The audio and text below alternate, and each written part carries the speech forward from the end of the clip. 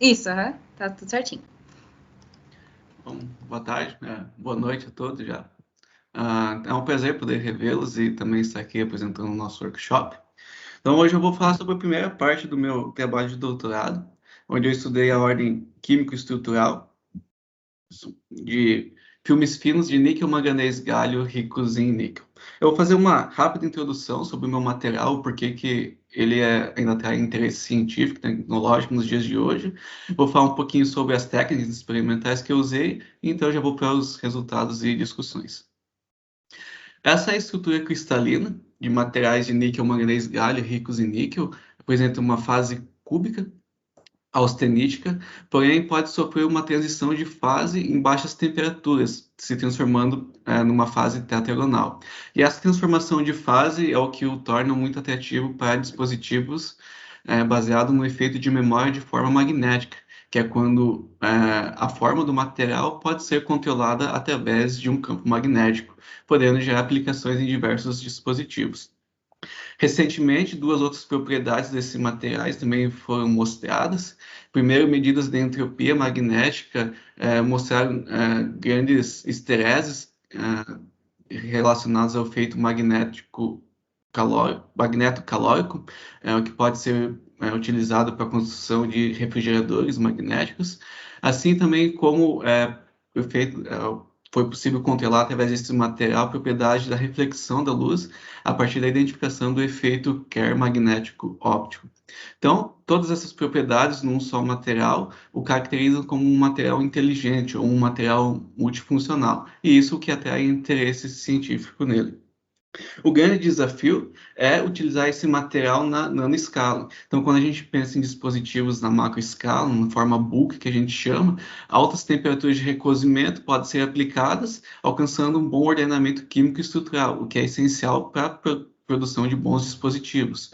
Porém, em nanoescala, nós geralmente precisamos de substrato para a produção de filmes finos com algumas camadas atômicas, e essas temperaturas altas são, digamos assim, impossíveis, né? Pode gerar reação com substrato, contaminação, etc.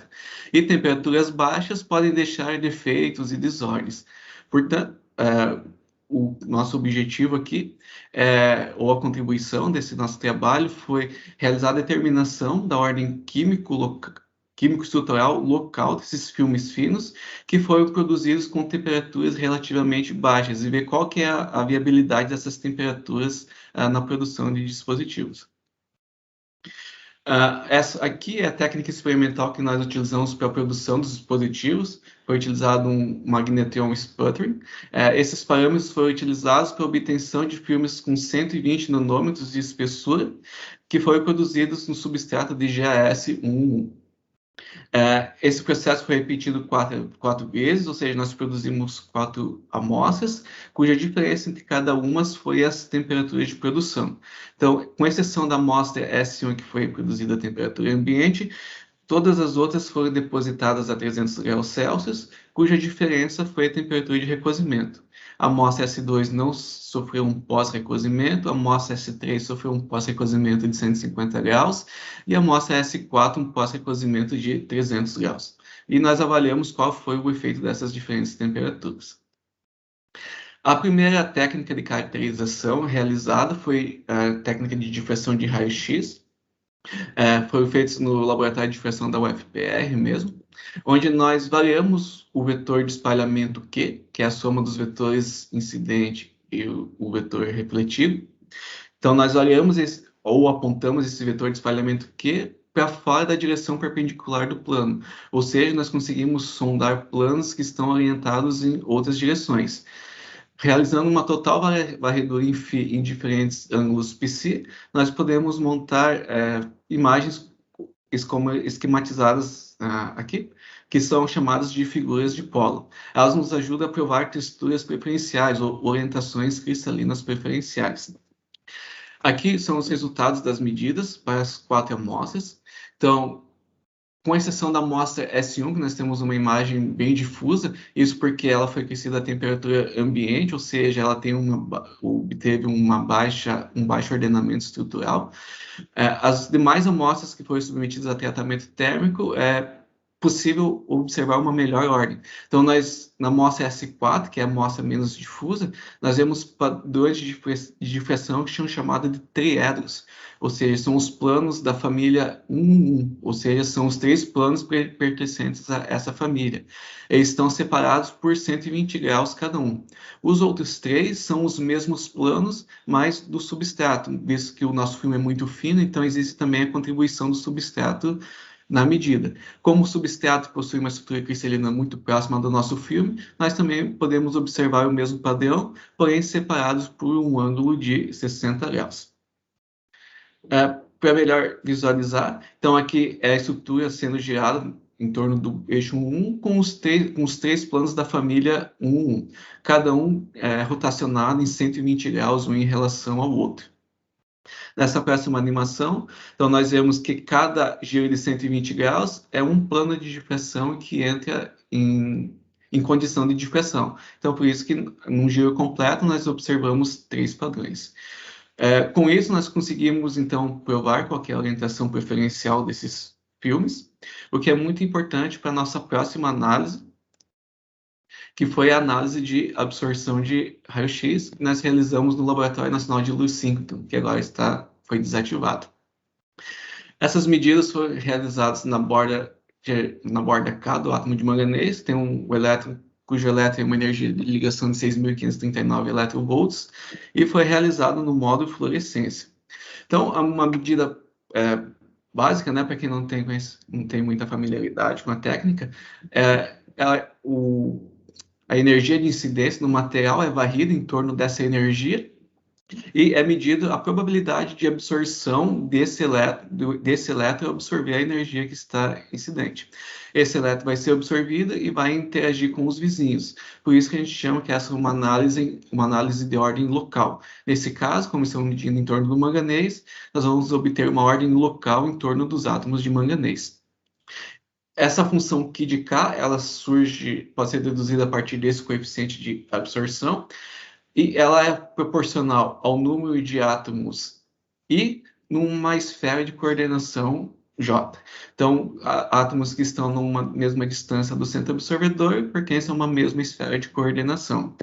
Nesse caso, nós temos o centro absorvedor, o átomo de manganês, os primeiros vizinhos são os átomos de níquel, que no espectro transformado no espaço de coordenadas é possível ver ele em preto em torno de 2,1 angstroms, e os segundos vizinhos são os átomos de galho, que estão em torno de 2,8 angstroms. Então, o que eu quero chamar a atenção aqui, que como os átomos de níquel estão mais próximos e estão em maior quantidade, a sua intensidade no espectro simulado, nesse caso, é maior do que a contribuição dos átomos de galho.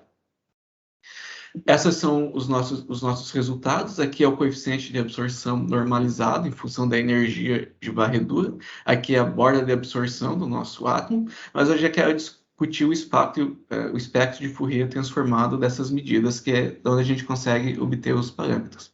Então, nós podemos, com exceção da amostra S1 em violeta, que a gente consegue apenas visualizar a primeira esfera de coordenação, isso porque ela é muito desordenada estruturalmente. Nas outras amostras, na S2, S3, S4, nós podemos observar as duas primeiras esferas de coordenação. Os primeiros vizinhos são os níqueis e os segundos vizinhos são os galhos. Porém, nós vemos aqui uma inversão de intensidade. Essa primeira esfera deveria ser mais intensa, porém, ela é a menos intensa. Para entender isso, nós precisamos lembrar do resultado anterior da difração de raio-x, que nós estamos lidando com uma amostra cristalinamente ordenada. E como a luz que é gerada no Laboratório Nacional de Lexington, né, no ANEL, é uma luz linearmente polarizada. Então, nós precisamos levar em conta o efeito dessa luz linearmente polarizada com uma estrutura orientada, que é o que eu esquematizo aqui. Então, nós vemos que o fotoelétrico que é emitido pelo átomo absorvedor tende a ser guiado pelo campo elétrico da luz incidente. Ou seja, ele não se propaga uniformemente em todas as direções, mas tem o formato de um dipolo elétrico. Ou seja, átomos que estão próximos, mas estejam perpendicular a esse campo elétrico, não vão interagir com os átomos vizinhos. Matematicamente, foi necessário fazer uma correção.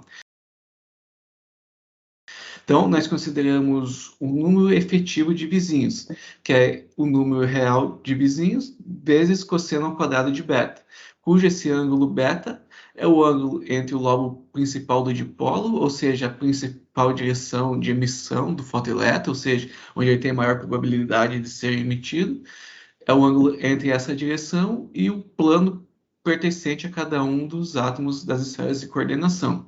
Então, nessa tabela a gente tem um resumo. Na primeira esfera de coordenação, nós tínhamos o total de 8 átomos de níqueis, porém, fazendo a correção, nós vemos que efetivamente apenas 2,74 níqueis participam do espalhamento. Na segunda esfera de coordenação, nós tínhamos o total de 6, porém, com a correção, apenas 3,94 dos átomos de galho participam do espalhamento. Ou seja, agora o número efetivo de galho é maior do que o número efetivo de níqueis, o que explica aquela inversão nas intensidades. Feita essa correção, nós podemos fazer a parametrização daquelas medidas. Então, desconsiderando a amostra S1, novamente, porque ela apresenta o alto grau de desordem estrutural, nós podemos analisar as demais amostras sob tratamento térmico.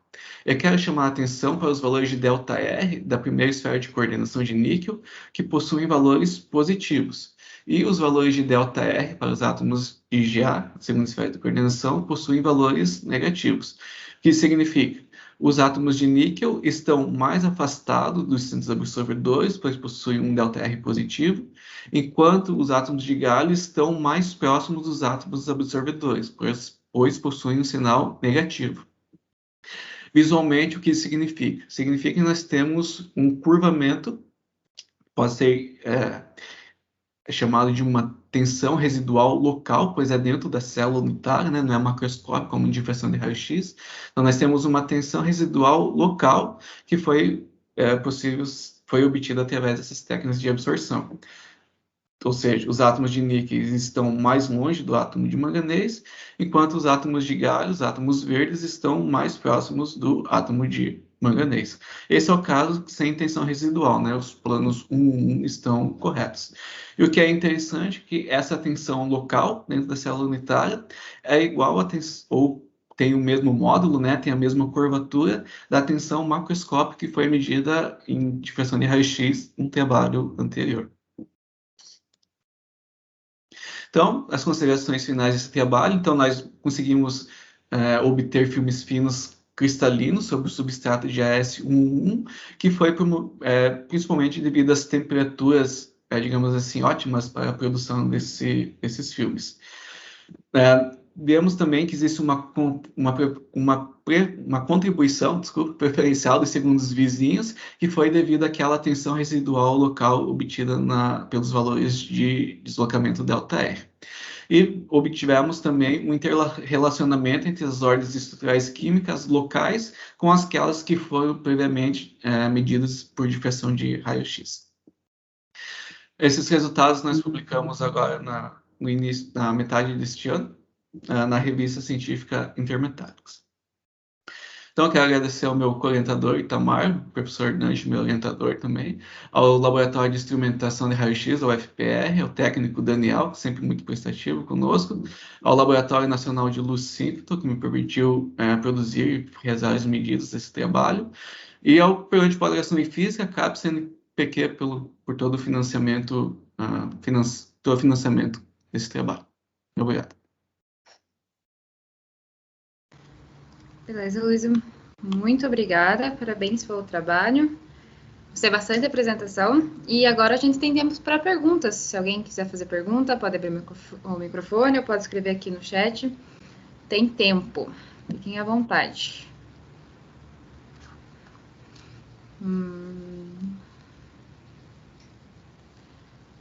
Eu só tenho uma pergunta, que faz tempo que eu não vejo essas coisas, mas quando você tem aquela modificação no plano, né, que tem aquela curvatura, isso modifica a estrutura mesmo do que você está estudando ou não? Porque é uma estrutura cristalina, né?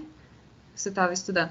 E daí aquilo faz com que modifique alguma coisa ou ele permanece cristalino, mas porque parece que arredondou ali em cima, né? Isso. Ela não muda a estrutura, digamos assim, né? Não muda a simetria dela. Só que ela, como a gente chama, é uma tensão residual, né? O filme fica digamos assim, travado, né? O, Então, se- o filme, ele tem esse Não, não é comportamento, ou não? visual. Isso Não, não. não é Ah, tá visual. bom. Não é visual. Aham. Só que aí fica travado, né? Então, pensando assim, em nanodispositivos, que a gente precisa que ele trabalhe, digamos assim, né? Isso pode ser um empecilho que precisa ser contornado. Ah, entendi. Beleza, muito obrigada.